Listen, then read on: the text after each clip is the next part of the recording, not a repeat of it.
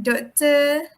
Mohd Farizal Ahmad Kamaroddin is a senior lecturer at the Department of Bioscience, Faculty of Science, UTM. His expertise is in environmental biotechnology, where his research focuses on the microalgae application, photobioreactor design, and controlling harmful microalgae.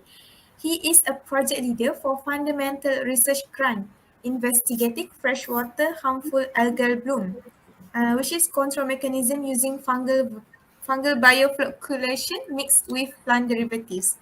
His current major research explores the potential of microalgae into green process applications, such as biosynthesizing silver nanoparticles. So his title for today is Biosynthesis of Silver Nanoparticles using Freshwater Microalgae. Dr. Farizal, the stage is yours. All right, thank you very much. Assalamualaikum warahmatullahi wabarakatuh. Thank you very much, Aisha, for the introductions. So I would like to share my screen.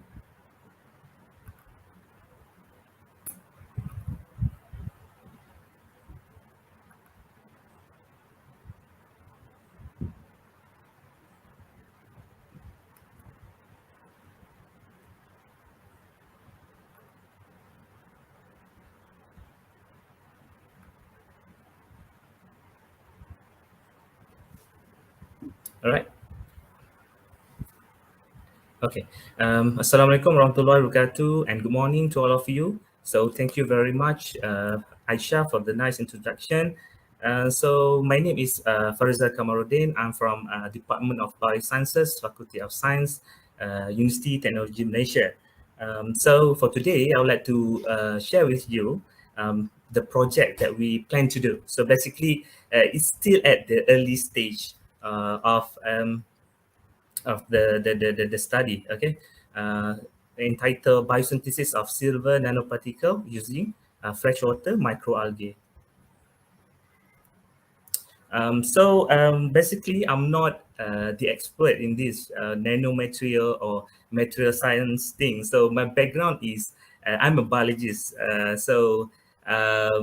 I can say more to bioprocess and currently focusing on environmental issues, especially on the algal blooming phenomenon. We try to control it. So basically, my degree is I got my degree from UTM, and I have experience dealing with bacteria, fungi, and also the latest one is with the microalgae. So my background is more to the application. I have many experience dealing with the photobioreactor or different types of bioreactors such as stirred tank bioreactors, solid state bioreactors. So I'm not too into the fundamental, more to application, more to upscaling, more to process chemistry. My expertise is on the upscaling from the small scale into the larger scale. So this is example what my expertise. So basically, I'm focusing more on the method, more to finding more energy efficient or simplify a method or process to make it more cheaper, something like that. So in this case, for example, during my PhD study, I'm focusing on producing a biodiesel using a simpler method, which is more energy efficient, something like that. Okay. So this is the list of my research project that we have finished, and also some is still ongoing. So basically, my project is more on the environmental side, environmental biotechnology. That's why in this project I'm collaborating. This is my first attempt collaborating with Associate Professor Dr. Nik Ahmad Nizam, who is the expert in this nano material things. All right.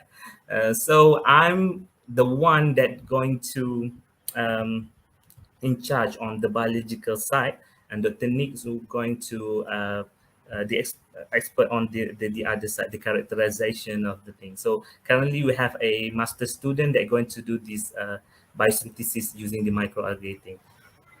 So the recent project is the investigations of freshwater harmful algal bloom. However, in this case, uh, I have some problem with this, so I'm going to highlight it, or I'm going to share with you guys at the end of the slide. At the end of this slide, so I open a welcome for other collaborators. If you have something, I mean, if you have some materials or compound that can enhance our process, I'm happy to collaborate with you. So back to our topic, which is the biosynthesis of silver nanoparticles using freshwater microalgae. As Dr. Anis already presented, she's using plant, isn't it? So there are different methods of producing this silver nanoparticle. So in short, so basically this silver nanoparticle production is very huge. I mean, annually is around 500 tons over the world. This is during 2040, and it's expected to reach 3 billion USD by 2024. However, the current method of producing this silver nanoparticle is using physical and chemical process, which are very expensive and extremely dangerous to the ecosystem. So in order to prevent this thing to damaging the ecosystem, we must use more greener or green approaches, right? You should use biological approach of synthesizing this silver nanoparticle. So usually this biological approach is more friendly, harmless, and relatively cheaper, simple, and easily to scale up to industrial scale. And surprisingly, this is the recent finding where the silver ion that change into metal silver nanoparticle shows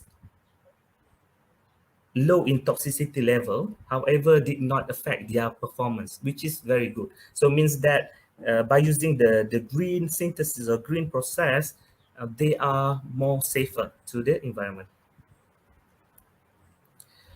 So we are not using the chemical and physical, of course, because it is not energy efficient. It's harmful to the environment. All right. So we're going to focus on the biological method. So as I mentioned before, so this is the approach that we're going to do, or the research that we're going to do right now is still at the early stage. Okay, so there are many there are many microorganisms, or there are many for the green method. You can use bacteria, fungi, and even plants, like Dr. Hanis mentioned previously, and the yeast. However, we're going to use, focus on using microalgae. And why is that? You find out later, right? So basically, this is some of the drawback of using bacteria. Some of the, if we are using bacteria, it's going to take long hours of culture preparation, because you need to grow the bacteria first, and then you need to use some kind of media. You need to supply with a carbon source, something like that, and you need to conduct this thing in aseptic condition. I mean, all the material should be aseptic, sterilized, to prevent any contamination. All right. If your culture is contaminated, then you can't use it to synthesize the silver, you know, uh, silver nitrate, and the synthesis rate is very slow. Same with using fungi. The drawback is the growth. All right. The cultivations of fungi is much slower. I mean, if you try to grow the bacteria, usually the doubling time is around 2 to 4 hours. So it's going to take around 1 or 2 days to complete the cultivation process. All right. However, if you cultivating the fungi, it's going to take around 7 to 14 days, around 1 to 2 weeks, something like that. So that is a long, time-consuming process just to cultivate it. Then you need to provide nutrient, carbon source to the to the reactor to grow that thing. And it's not energy efficient because you need to mix it, you need to stir it, uh, you need to agitate it, because this fungi, when it's grow, there is some, it's like a mycelium, and if the suspension is not homogenized, then it's going to clump together. It's like a beehive, and then you cannot use that culture to synthesize the silver nitrate. And then, as explained by Dr. Anis previously, her team is using the plant extract. However, to me personally, I believe it's going to be difficult, because if you want to produce it in large scale, then you need to grow the plant. Of course, to grow it is going to take time. So usually, might be around 3 months to 6 months, something like that, isn't it? And then you need to extract the plant, and then this process also going to cost cost you, because you need to extract it, and then and also time consuming. So that is why in our research we're going to use microalgae. Is it better in terms of the growth? Is it faster? Or how about the cultivation cost? And is it efficient? So you'll find after I explain a little bit about the microalgae after this.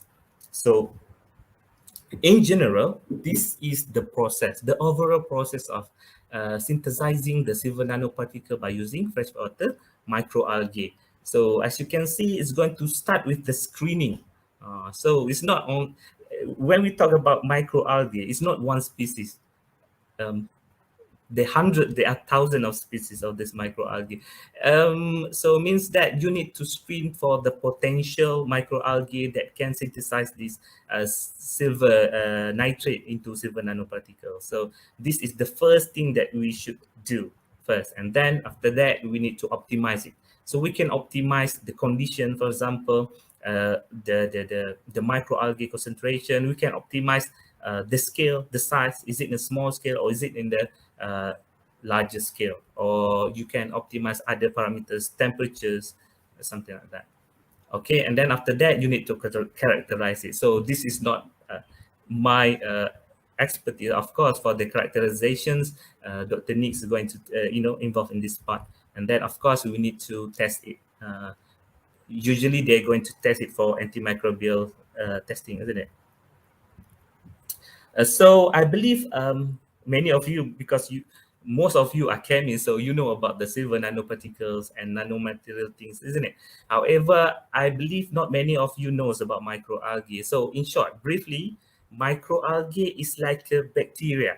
So bacteria is around 1 to 2 micrometers in size. However, microalgae is a bigger.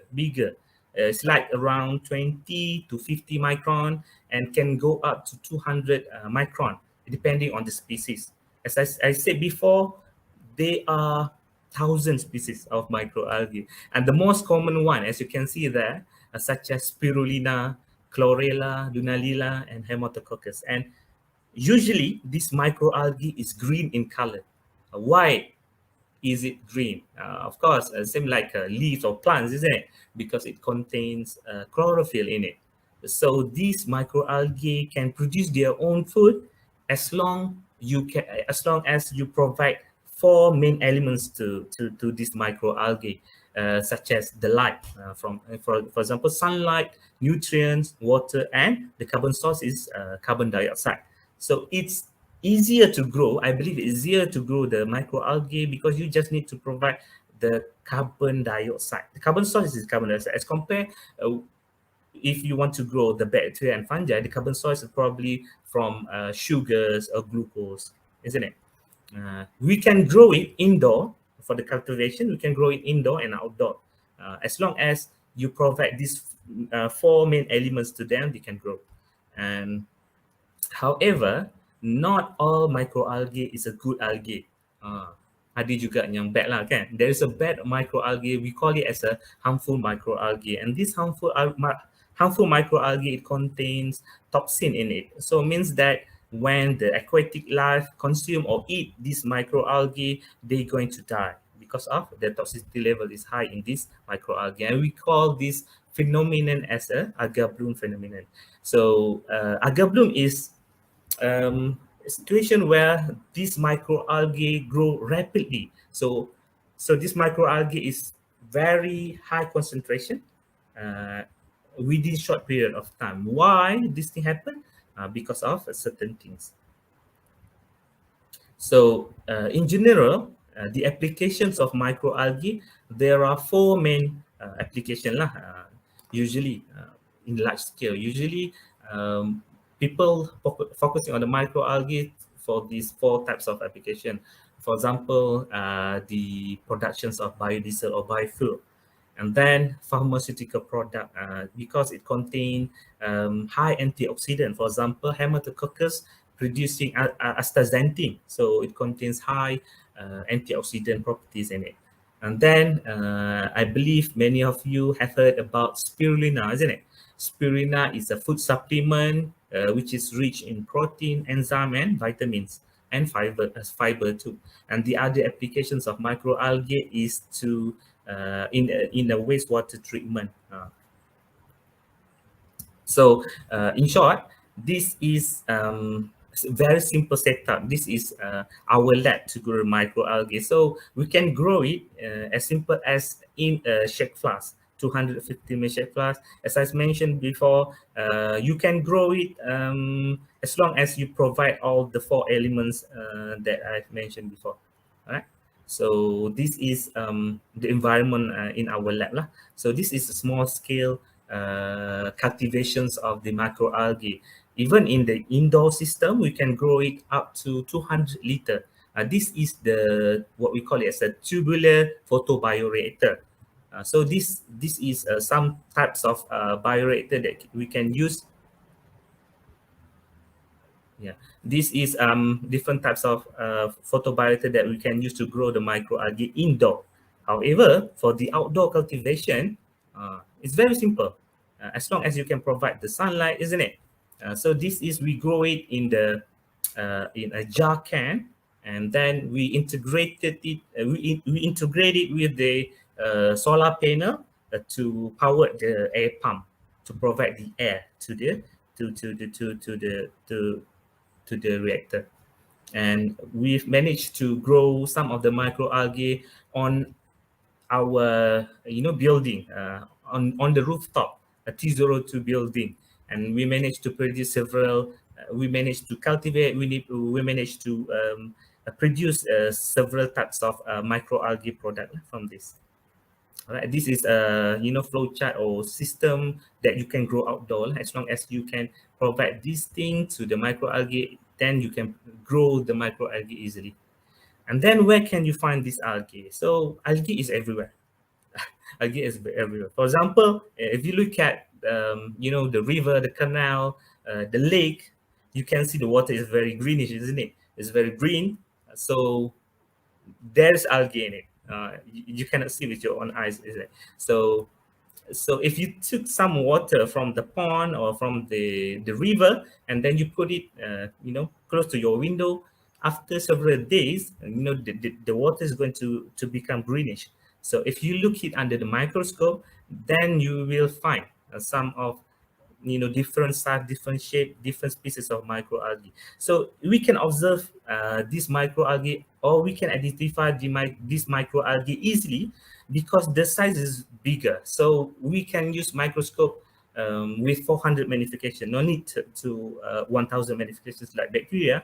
We can use it using a microscope at 400 times magnification, or we can use what we call it as a. Right now, you can buy a tip scope, a very simple device which you can attach to your phone, and then you can, take pictures, or you can observe the because it can goes up to 400 magnification by using this tip scope. All right. You can find this microalgae from the sea, right? Marine, for the marine, and also the freshwater. So this is a different situation where we try to do a sampling to isolate or to identify different types of microalgae. So these are several microalgae that we found, that we managed to identify, and we managed to isolate from the lake. Right? This is from the Sembrong Barat Dam, okay? Empangan Sembrong. It's easy to observe it because you can observe it based on the morphology, then you can know the species. So basically, as I mentioned earlier, I'm focusing on the environment. So put aside the silver nanoparticles using the microalgae. So this is a different topic. This is the problem that we're facing right now, because currently we have a project to solve these algal bloom issues. The problem is at the Sembrong Barat Dam, the occurrence of the algal bloom is obvious because this empangan Sembrong, kan, Renhill SAJ need to treat the water before they can distribute the water to the house surrounding it, house surround, isn't it? So they need to treat, and then currently they are using PAC, polyaluminum chloride, to separate, to flog the microalgae. All right. However, when this algal bloom occur, they need to use higher concentrations of PAC, which going to contaminate the water with high aluminium level. That is what we call as the algal bloom, right? In short, this is what happened. So in the Sembrong Barat Dam, because its surround is what we call it as a plantation site. So when they plant something, they plant vegetable, they plant palm oil, they use the fertilizers. And during the raining season, or during the rainfall, all the fertilizer going to wash out and goes into the lake, something like that. So when the certain condition is optimum, for example, high concentrations of nitrogen or potassium. So these microalgae, certain microalgae, uh, feel this is suitable for them to blooming, they're going to bloom. So this is a problem if the microalgae is harmful. However, if not harmful, then it's going to be difficult. In the case of treating the water by SAJ, they need to separate the microalgae. All right. That is non-harmful. This is the harmful one. All right. This keep every year. This thing is happen. Usually, it's happen at the Sorry, Selat Doctor, to Tebrau. interrupt. Recently, is a kampung. Yeah. Doctor, another 4 minutes Okay, more. 4 minutes. All right. The issue is with the alga blooming is this is some of the pictures. All right.